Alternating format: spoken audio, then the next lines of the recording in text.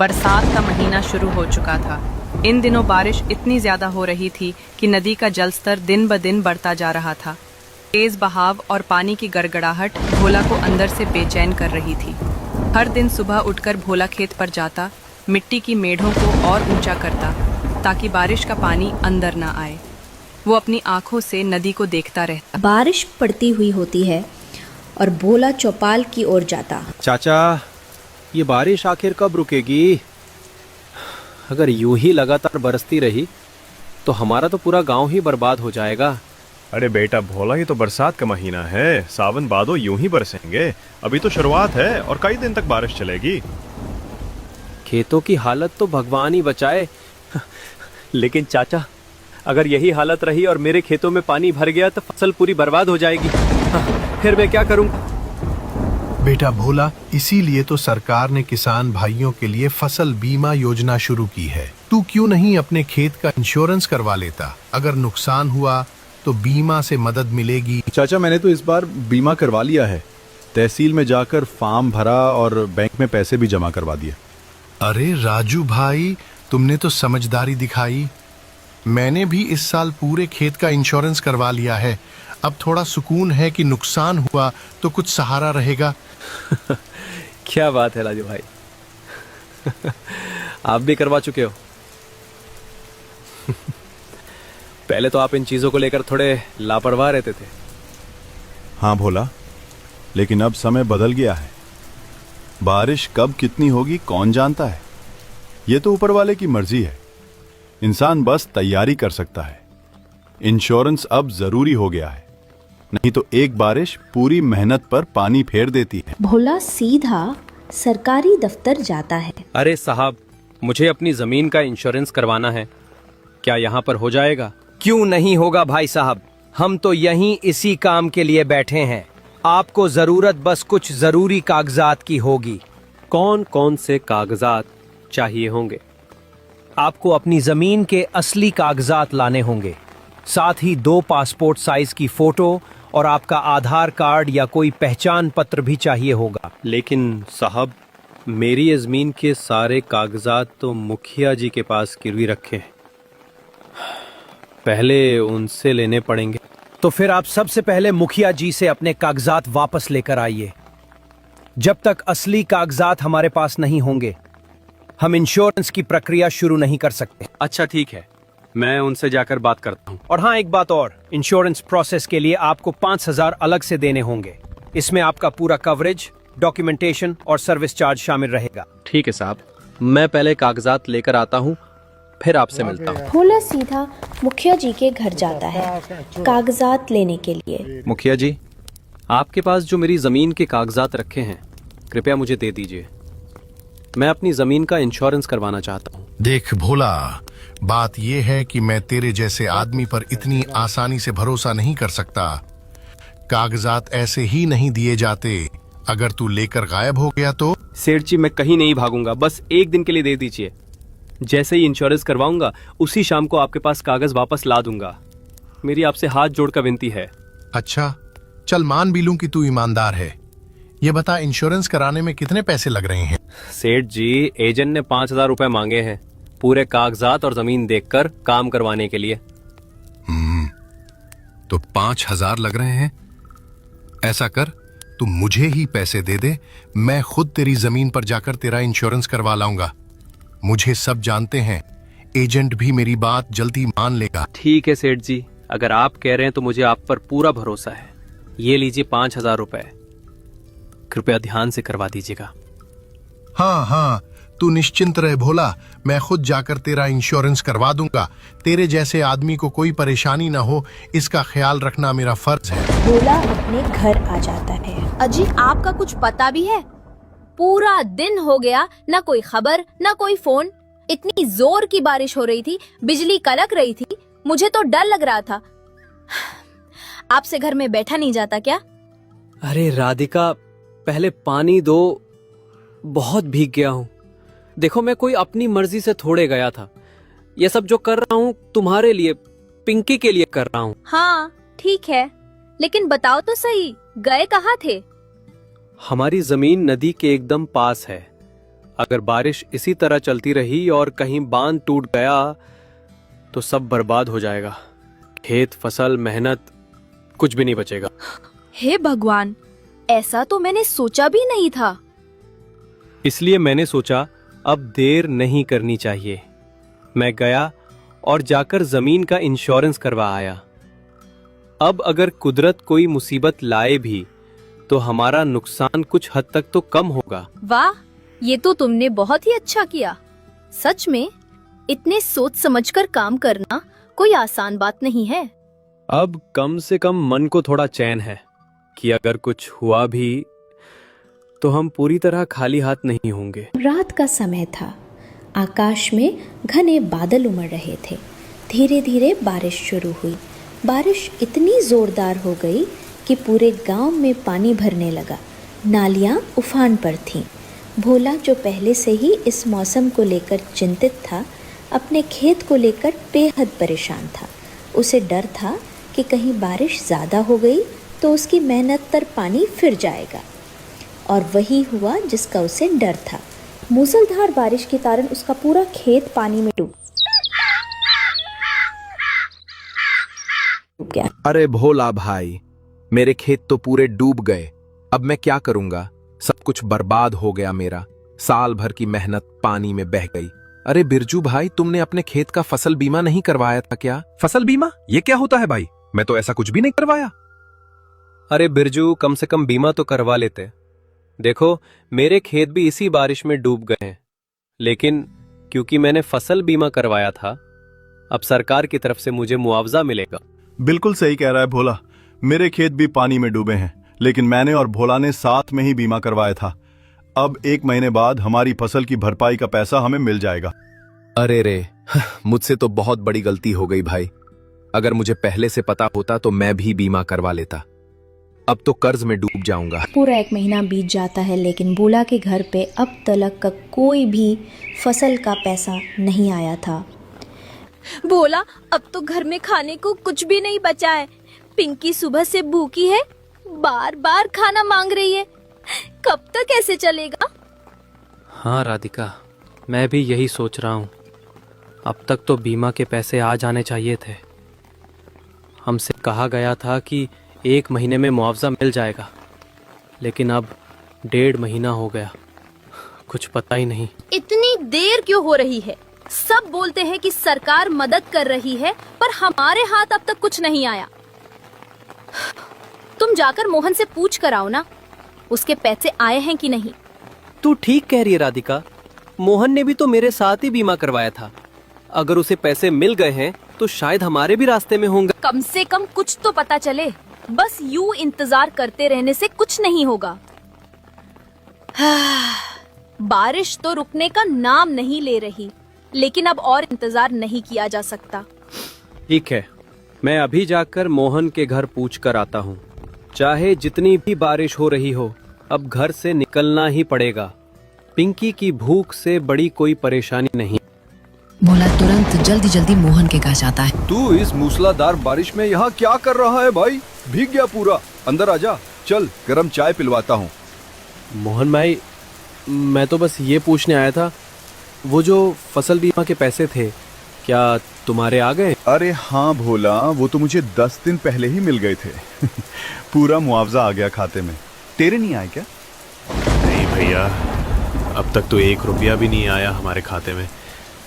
घर में खाने को कुछ भी नहीं बचा है। पिंकी सुबह से भूखी बैठी है, राधिका परेशान है। बस उम्मीद थी कि बीमा का पैसा आएगा, पर अब तक कुछ नहीं हुआ। अरे ये कैसे हो सकता है भाई? हमारा तो बीमा साथ ही हुआ था, एक ही दिन फॉर्म भरे थे, एक ही जगह। तेरे पैसे भी आ जाने चाहिए थे। बहुत अजीब बात है ये। हम भी यही सोच रहे हैं भैया, कोई समझ नहीं आ रहा क्या गड़बड़ हुई है। भोला बहुत ही चिंतित हुआ। जल्दी जल्दी बारिश में सरकारी दफ्तर जाता है। अरे भाई साहब, आप इतनी बारिश में यहाँ क्या करने आए हो? शिस, देखिए दफ्तर बंद करने का समय हो चुका है, अब कल आइएगा। साहब, अब आप ही मेरी आखिरी उम्मीद है। अगर आपने मेरी मदद नहीं की तो मैं और मेरे बच्चे भूखे मर जाएंगे। घर में खाना का एक दाना तक नहीं बचा। अच्छा, बताओ क्या दिक्कत है तुम्हें, साफ साफ बताओ, हुआ क्या है? साहब, मैंने फसल बीमा करवाया था, सब कागज जमा किए, सारे दस्तावेज पूरे थे, लेकिन अभी तक 1 रुपया भी मेरे खाते में नहीं आया है, जबकि बाकी गांव वालों को पैसे मिल चुके हैं। अच्छा, कहाँ है तुम्हारी जमीन? मेरी जमीन सबेजो जेल गांव के पास है, कागजों में भी मेरे नाम पर है भोला, पिता का नाम रामनाथ। अरे ये तो वही जमीन है जिसके कागज लेकर गांव का मुखिया खुद आया था। उसने ही कहा था कि जमीन उसके नाम पर है और उसी के खाते में भुगतान करवा दिया गया है। क्या साहब, वो कैसे हो सकता है? जमीन तो मेरे नाम पर है, मेरे पास असली कागज है, नाम, खतौनी, सब कुछ मेरे नाम का है। जरूर उसने आपको डुप्लीकेट कागज दिखाए होंगे। देखो भाई, मैं तुम्हारे गांव के मुखिया को जानता हूं, वो ही कागज लेकर आया था और दावा किया कि जमीन उसी की है। हमें क्या पता असली कौन है? साहब, आप तो पढ़े लिखे हैं, ऐसे कैसे बिना जांच किए पैसे किसी और के नाम कर दिए गए? मेरा हक था वो पैसा, अगर आप चाहें तो अभी मैं अपने असली दस्तावेज ले आ सकता हूँ। वो भोला कि एक नहीं सुनता और उसे बाहर निकाल देता है। भोला समझ जाता है कि मुखिया जी ने उसके साथ अन्याय कर है। क्या हुआ भोला, हमारे पैसे आ गए कि नहीं? सरकार से कुछ जवाब मिला? राधिका, मैं सरकारी दफ्तर गया था, माँ बाबू ने साफ कहा सारे बीमा के पैसे मुखिया जी के खाते में डाल दिए गए हैं। क्या? लेकिन क्यों? जमीन तो हमारे नाम पे है ना, और बीमा भी हमने ही करवाया था, फिर ऐसा कैसे हो गया? सरकारी बाबू बोल रहे थे कि मुखिया जी ने वहां कुछ कागजात जमा किए जिनमें जमीन उनके नाम पर दिखाई गई है और उन्हीं के दस्तखत लगे थे। वो बोले कि जब दस्तावेज ही मुखिया जी के नाम पर हैं तो पैसे उन्हीं को मिलेंगे। ये तो सरासर धोखा हुआ बोला, वो हमारे साथ धोखा कर गए। अब क्या होगा? घर में खाने को भी कुछ नहीं है, बच्चों ने 2 दिन से ढंग से खाना नहीं खाया। मुझे पता है राधिका, ये सब बहुत गलत हुआ है, लेकिन तुम चिंता मत करो, मैं हार मानने वाला नहीं हूं। मैं अपने दोस्त मोहन के पास जाऊंगा, वो सच्चा इंसान है, शायद वो हमारी कुछ मदद कर दें। मोहन भैया तो बहुत अच्छे हैं, लेकिन हमें अब दूसरों से मदद मांगने की नौबत आ गई है। सोचो भोला, जब हमारी मेहनत की फसल का पैसा हम तक ना पहुंचे तो हम कैसे जिएंगे? हम लड़ेंगे राधिका, हम अपने हक की लड़ाई लड़ेंगे। ये पैसा हमारा अधिकार है। मैंने मोहन से पहले भी कई बार मदद ली है, लेकिन इस बार मैं चाहूंगा कि वो हमें सिर्फ रास्ता दिखाए ताकि हम खुद खड़े हो सके। भोला बारिश में भीग तो हुआ, सीधा मोहन के घर जाता है। अरे भोला, तू इतनी बारिश में यहाँ क्या कर रहा है? पूरा भीग गया है रे। चल अंदर आ जा, बोल सब ठीक तो है ना? बीमा का पैसा मिला या नहीं? नहीं मोहन भाई, भीम का पैसा मुझे नहीं मिला। उन्होंने सब पैसा मुखिया जी के खाते में डाल दिया। क्या? ये क्या कह रहा है तू? तेरे पैसे मुखिया जी को मिल गए? ये कैसे हो गया? सरकारी दफ्तर गया था, बाबू लोग कह रहे थे कि मुखिया जी ने मेरे नाम की जमीन के नकली कागजात जमा कर दिए और बीमा का पूरा पैसा उन्होंने अपने खाते में डलवा लिया। ये तो सरासर धोखाधड़ी है। एक तो तू पहले ही फसल गंवा चुका है, ऊपर से ये लूट। बस मोहन भाई, अब मैं तेरे पास मदद मांगने आया हूँ। अगर तू कुछ पैसे उधार दे दे तो मेरे बीवी बच्चे 2 वक्त की रोटी खा सकें। देख बोला, तू तो जानता ही है, बाढ़ ने सिर्फ तेरे खेत नहीं डुबोए, मेरे खेत भी पूरी तरह बर्बाद हो गए। थोड़ा बहुत जो इंश्योरेंस का पैसा मिला वो भी अब ज्यादा नहीं बचा। जानता हूँ मोहन, पर मैं मजबूरी में आया हूँ। बच्चों को 3 दिन से पेट भर खाना नहीं मिला, राधिका भी बीमार है, अब तुझसे उम्मीद है बस। भोला, मैं तेरे दर्द को समझता हूँ, लेकिन सच कहूँ अब मेरे पास भी कुछ नहीं बचा। रोज बारिश हो रही है, खेतों में कुछ बचा ही नहीं, घर चलाना मुश्किल हो गया है। मैं चाहता हूँ तेरी मदद करूँ, लेकिन मैं सचमुच कुछ नहीं कर सकता। ठीक है मोहन, मैं समझ गया, हालात सबके खराब हैं, मुझे अब खुद ही अपने लिए लड़ना होगा। तेरे घर आकर तुझे परेशान किया, उसके लिए माफ करना। ऐसी बात मत कह बोला, काश मैं कुछ कर सकता, लेकिन अगर किसी और तरह की मदद चाहिए तो बताना, जहां तक हो सकेगा साथ दूंगा। मोहन भी भोला की कुछ मदद नहीं करता और भोला निराश होकर अपने घर आ जाता है। अरे मनोज, वो जो मुखिया जी कुछ दिन पहले आए थे बीमा के पैसे लेने के लिए, याद है ना?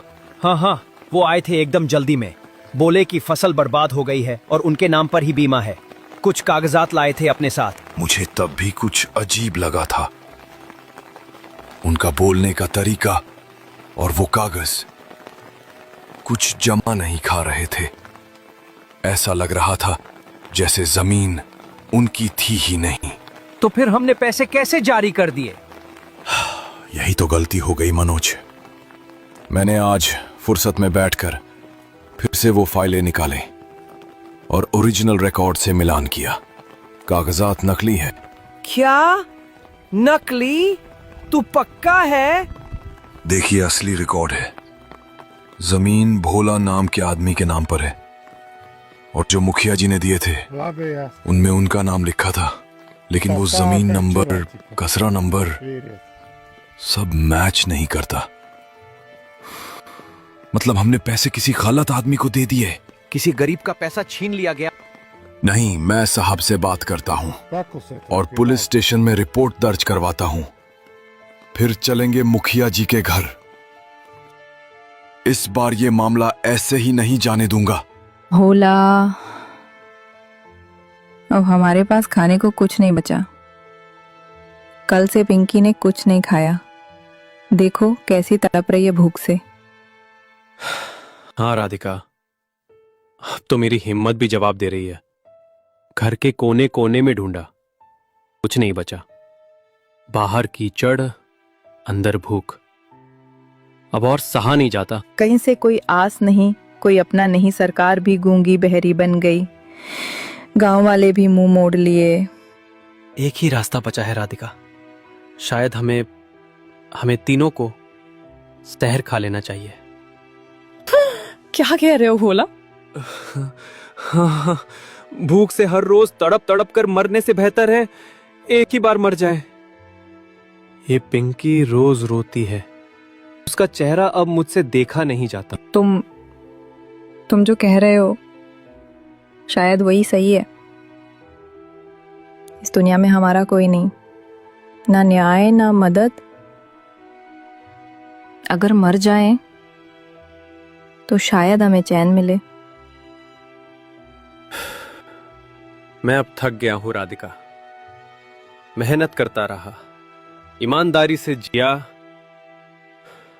फिर भी एक दिन अपनी बच्ची को भूख से मरते देखना पड़ेगा। इससे बड़ा अभिशाप क्या हो सकता है?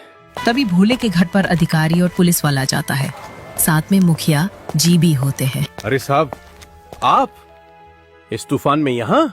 बोला मैं वक्त रहते आ गया, वरना एक और गुनाह मेरे सिर पर चढ़ जाता। आपको नहीं पता था हम क्या करने जा रहे थे। ये देखिए, हम यही खाने वाले थे जब जिंदगी में सिर्फ भूख, बेबसी और तलब ही लिखा हो, तो तलब तलब के मरने से अच्छा एक बार में मर जाना। अनोइड पागल हो गए हो क्या भोला? तुम्हारी बच्ची सो रही है, उसे क्या जवाब देते? तुम्हारी मौत से सिस्टम नहीं बदलेगा, लड़ोगे तो बदलेगा। लेकिन साहब, अब तो हम बिल्कुल अकेले थे, उम्मीद भी नहीं बची थी। और सिर्फ पैसा नहीं, इंसाफ भी मिलेगा। मुखिया जी ने जो फरेब किया वो अब छुपा नहीं रहेगा। कोतवाल साहब को सब बता दिया है। मुखिया जी पर FIR दर्ज हो चुकी है। वो कड़ी से कड़ी सजा पाएंगे ताकि आगे किसी भोला के साथ ऐसा ना हो। साहब, एक दिन मैं अपनी बेटी को बताऊंगा कि उसके माँ बाप ने हार नहीं मानी और एक नेक अफसर था जिसने उनका हाथ पकड़ा। सरकारी कर्मचारी भोला आखिरकार ईमानदारी दिखाते हुए भोला को उसके मेहनत के पूरे पैसे लौटा देता है। भोला की आंखों में संतोष झलकता है, लेकिन उसके मन में अब भी मुखिया जी के अन्याय की तीस